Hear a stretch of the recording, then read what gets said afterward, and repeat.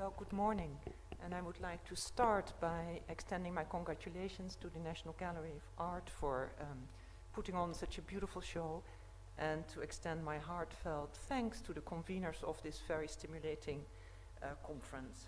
Thank you so much. It's a pleasure to be here.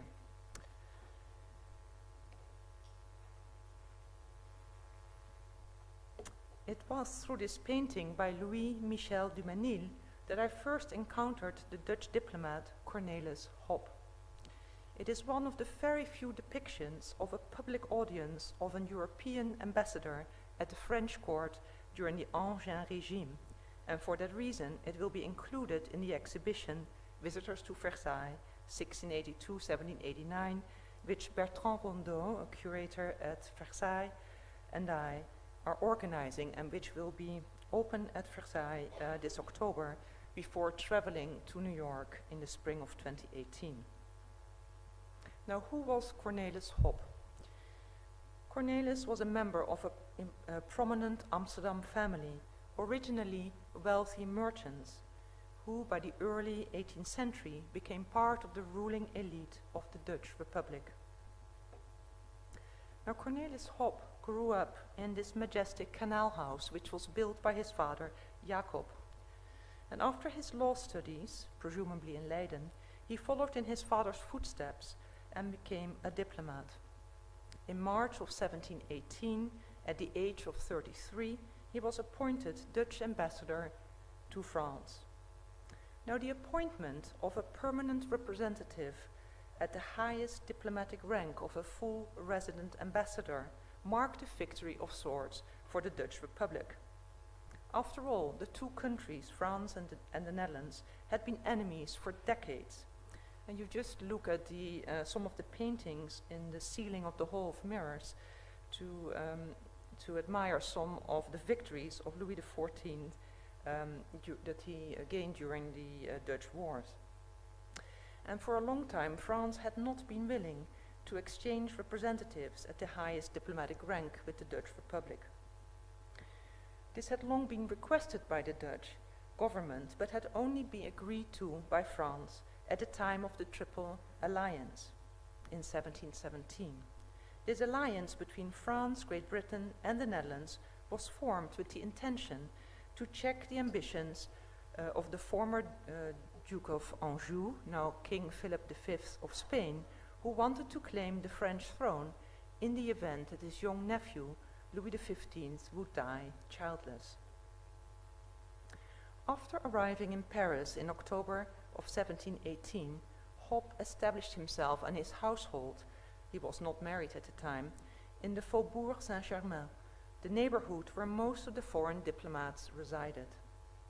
As was customary for all foreign representatives, Hop immediately announced his presence to the introducteurs des ambassadeurs, court officials who, as masters of ceremony, were responsible for arranging private and public audiences with Louis XV, with the regent Philippe d'Orléans, who ruled France during the minority of the king, and with other members of the royal family. Hop's private audience with the king took place on Friday, November 11, 1718, at the Tuileries Palace, where the king resided after the court had returned from Versailles in 1715, following the death of the Sun King. Having been brought to the Salle des Ambassadeurs, Hop was conducted to the king's cabinet by the introducteur and the secretary of the introducteur, who walked ahead, clearing the way for him, because there were so many people watching. Well, Hop found Louis XV standing, his head bare, in the company of his governor, Maréchal de Villeroy, his tutor, Cardinal Fleury, and the Minister of Foreign Affairs, Abbot Dubois. As per established diplomatic protocol, Hop bowed 3 times before addressing the king with a short speech in French. The king responded with words whispered into his ear by his governor, saying that he desired nothing more for France than to live in harmony and peace with the Dutch Republic. As a full resident ambassador, Hop was entitled to a formal entry into Paris, which would several days later be followed by a public audience with the king. Both were magnificent occasions, demanding a full display of horses, carriages, and liveried servants. A suitable parade carriage was commissioned in Paris to manifest the wealth and the power of the Dutch Republic. Now, unfortunately, Hop's carriage has not been preserved, so I show you here a similar carriage which was ordered by the Portuguese ambassador for his entry into Paris in 1715. And this is a magnificent carriage today in Lisbon. It even has a bull marquetry interior. Can you imagine? Absolutely extraordinary. So at the same time that Hop was ordering his carriage, he also studied the descriptions of ceremonies from the past to make sure that the respect paid to him, and therefore to the Republic, would be exactly the same as was accorded to the Venetian ambassador Lorenzo Tiepolo in 1704. After months of preparations, Hop sent word to the introducteur that everything was ready, and his formal entry into Paris was then set for July 23rd, 1719. Now, we are fortunate to have this drawing by Adolf van der Laan, which really matches the descriptions Hop himself gave of the event, and also matched the descriptions which appeared in the Dutch periodical Europäische Mercurius. Preceded by two equestrians, Hop's own carriage, richly embellished with carvings and allegorical painting, and drawn by 8 black Frisian horses, is illustrated in the lower right.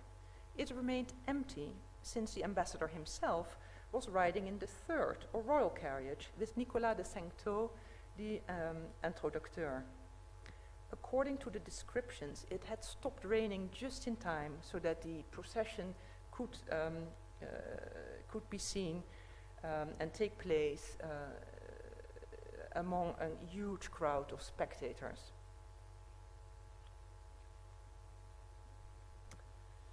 Hop's public audience to the king took place 2 days later on July 25th, and it took place at the Louvre Palace, where Louis XV stayed during this time because the Tuileries Palace was being cleaned.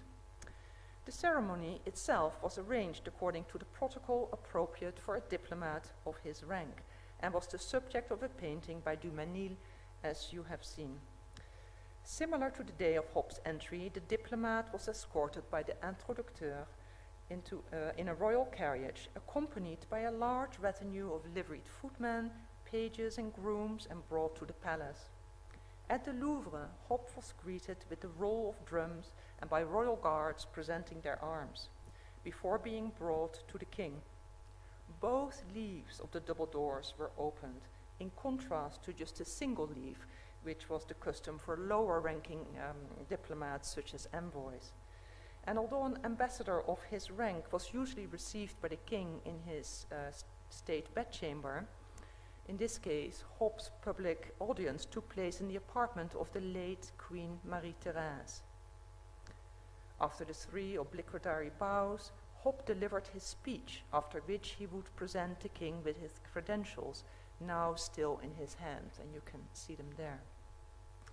The man dressed in light blue taking notes might be the artist himself, who, given his accurate rendition of the audience, is likely to have been present.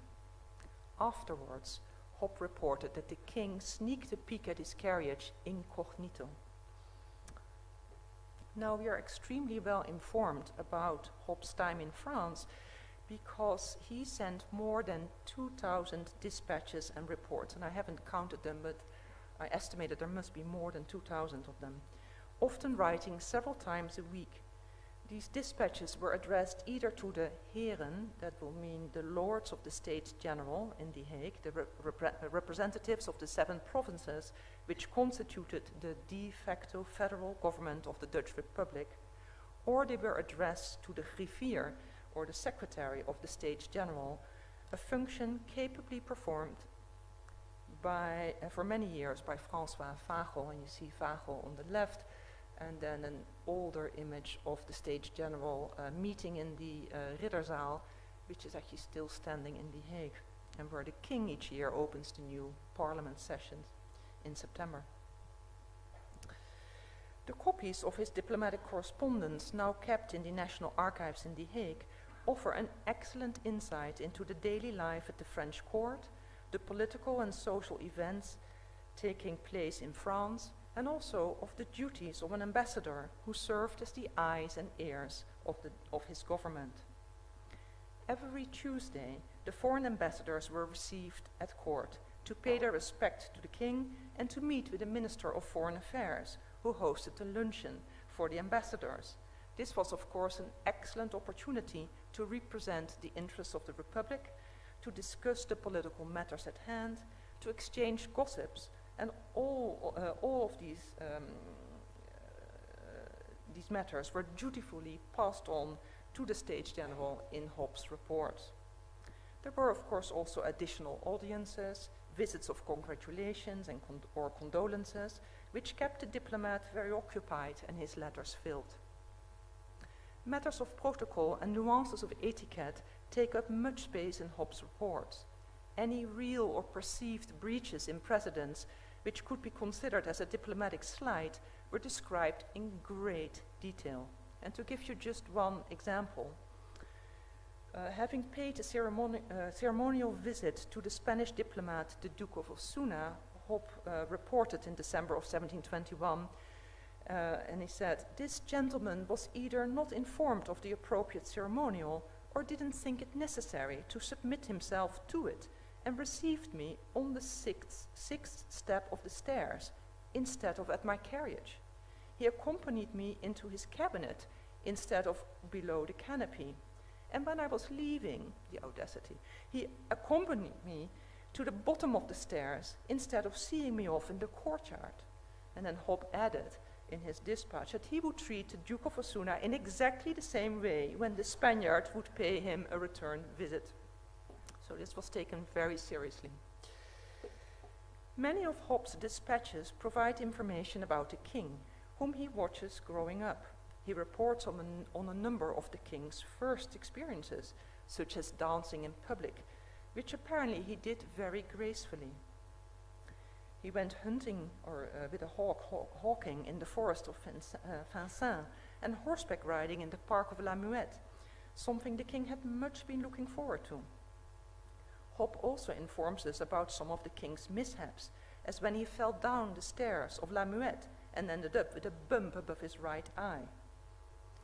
And also on the concern Louis XV caused when he accidentally swallowed one of the tessera or little pieces while he was working on a mosaic. And this was in April of 1721.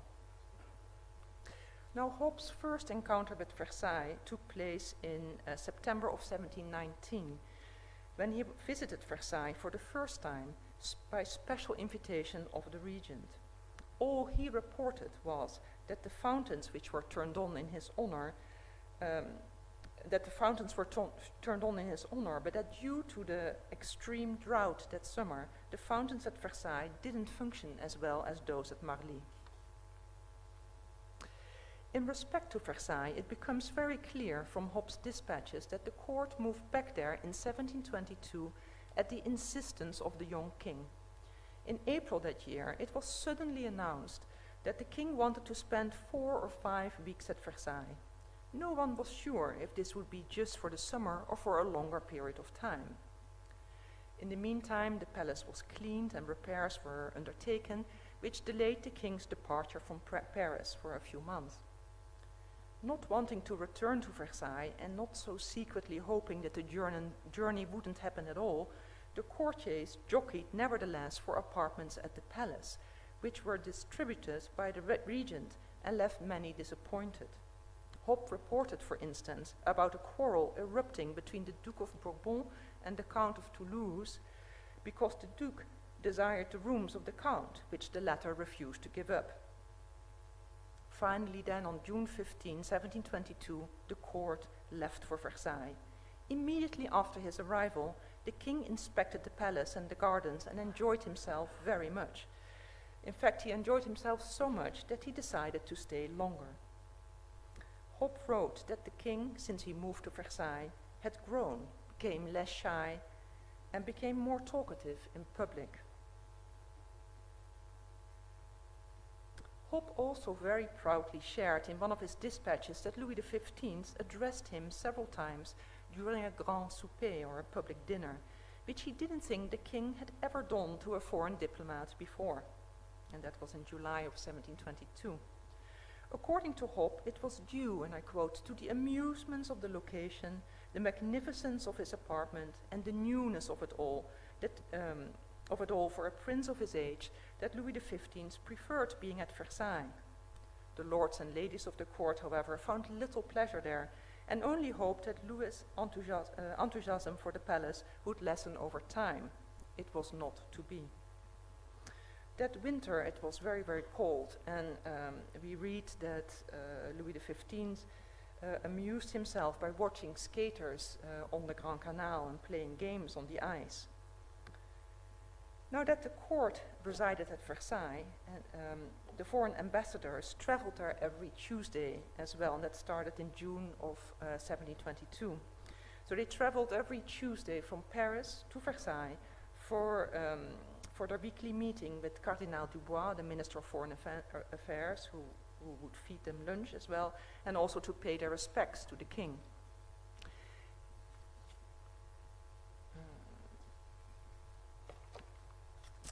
Based on the dispatches, it was in 1723 that the king started to hunt on a regular basis, a pastime he would be passionate about for the rest of his life.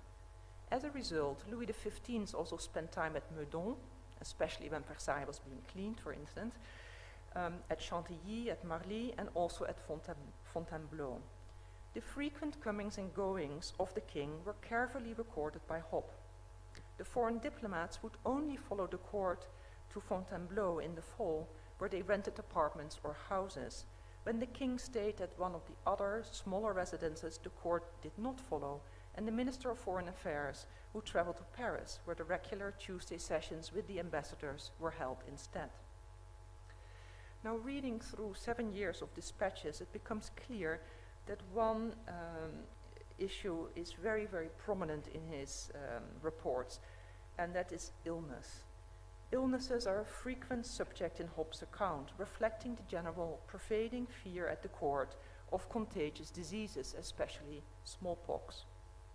This fear was reinforced by a disastrous outbreak of the bubonic plague in 1720, which killed some 100,000 people in Marseille and surrounding areas. Hop kept the States General informed about this epidemic. He also recorded in detail any time the king, regent, or other member of the royal family were indisposed. At one time, Louis XV felt unwell because he had too much chocolate.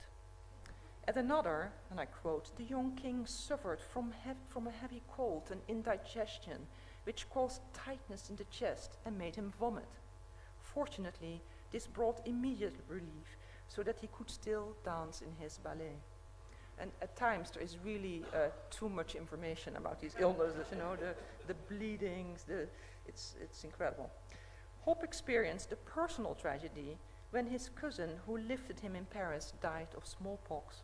The Dutch diplomat stayed away from court in a self-imposed exile of 6 weeks and reported that the king would not dine in public to protect himself against the outbreak of this deadly disease. Once Hop returned to the court after 6 weeks, he wrote that the king had noticeably put on weight. At other times, preparations were made to transport the king either to the Trianon, to Marly or Meudon, in order to prevent him from getting sick. And despite all the best of precautions, we do know though that Louis XV was to perish from smallpox half a century later, in May of 1774. Early on, Hop was amazed to learn that the contents from a dispatch that he wrote were known by the other foreign ambassadors, when he was told that it was extremely easy and cheap to get copies of all dispatches sent in the mail. So news leaks is nothing new. He learned his lesson and was more careful in the future, occasionally writing in code and only sharing his frank opinions about the French court in hand-delivered reports.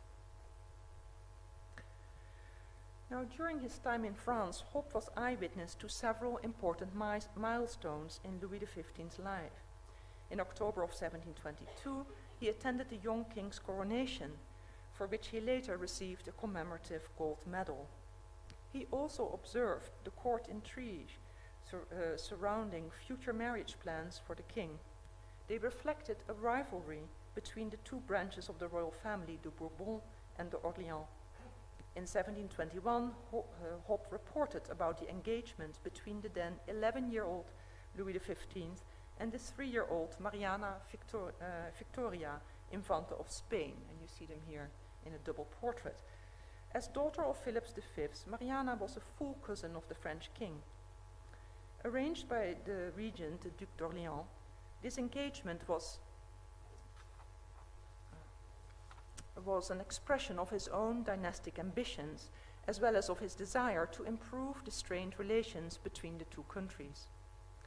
As part of the arrangement, the Duc d'Orléans married his own daughter, Mademoiselle de Montpensier, to the Spanish crown prince. This attempt by the Orléans family to improve their fortunes met with resistance from the Bourbons. When the regent died in 1723, and this is really detailed in incredible descriptions about illness, the Duc de Bourbon, the senior member of the family, staged what could be called a palace coup by becoming the first minister. And one of the first things he then does is that in early January of 1724, the regent died in December of 23, and in early January 1724, Hop reported that the members of the late regent's household were asked to vacate their lodgings at Versailles and return the keys. Now, based on a long and private conversation that Hop had with the regent's widow, it was clear that there was no love lost between the new Duke of Orléans, who, although next in line to the throne, felt slighted by the Duke of Bourbon. In the same report, the Dutch ambassador offered a scathing opinion of the king's council. He had never seen people with so little knowledge or so little experience. The king's ministers didn't fare much better, I'm afraid. François Victor Le Tonnelier de Bretagne, Minister of War, had, according to Hop, never seen any troops other than the guards who protected the king. Nor had Count of Maurepas, Minister of the Navy, ever seen a ship other than those depicted in paintings. Despite Hop's misgivings about these two ministers, both men were to have long and successful careers at the court. Now, charming and witty as she was for her age, the Infanta was still a child, and it would take years until the marriage could be consummated. If the king died without an heir, the crown would pass on to the Orléans line, which was an undesirable prospect for the Duke of Bourbon, who now made it a priority to marry the king to an older princess. Plans were secretly made to find a suitable candidate. The Infanta was sent back to Spain under a false pretext, and as soon as she had reached Spain, the engagement of Louis XV with Marie Leginska was announced. Although she wasn't the first choice and considered too poor, the Polish princess was at least a Roman Catholic and of childbearing age. After the wedding, which took place on September 5, 1725, Hop went to court to compliment the queen on her marriage and described her as very thin, not very beautiful, with sunken eyes, but with nice teeth, which gets much attention here. She is very polite and pleasant and tries to please everyone. More than anything else, she was extremely pious. The day Hop met her, she had been to Mass 4 times and had also participated in the Vespers. Now, Hop reported on events outside the court as well. In 1719, 1720, for instance, he described in great detail the financial activities of John Law and their disastrous consequences, giving vivid descriptions of the Mississippi bubble, for instance. And just like diplomats today, Hop also looked after the interest of Dutch countrymen in France. In early July 1720, he reported how he was able to help a certain Barbara Grave, an acrobat, who performed at fairs. She was arrested in Valenciennes in order to prevent what would have been a mésalliance between her and her lover, the Marquis de Fienne, a gentleman from a distinguished family. The Dutch diplomat was able to get the acrobat released from prison under the condition that she would leave France immediately. Hop was also keenly aware that he was one of the few Protestant diplomats in France and regularly consulted with the British ambassador, the second Earl of Stair, about sensitive religious issues, especially in the beginning of his stay. Both embassies housed chapels where Protestant services were held in French. With some regularity, people who had attended the services in his house were arrested. Hop would intervene on their behalf, and usually they were released after a few days and even had their prayer books returned. Now, having served the Republic for 7 years, Hop returned home in November of 1725. He took leave of the king in a private audience at Fontainebleau, during which the king, as usual, didn't say a word, while the queen, in a separate meeting, very graciously answered Hop's compliments. As parting gifts, he received a gold and diamond-mounted snuff box with the portraits of Louis XV and Marie Legzinska inside the lid. In addition, he was presented with a collection of 90 gold medals of the kings of France and of the life of Louis XIV. Although his diplomatic dispatches came to an end, Hop continued to serve the Republic, serving as deputy from the province of Holland to the States General, as well as several terms as mayor of Amsterdam. He was also a long-time director of the powerful West India Company. But it is very, very likely that Hop considered his years as ambassador in France the highlight of his public life. Thank you.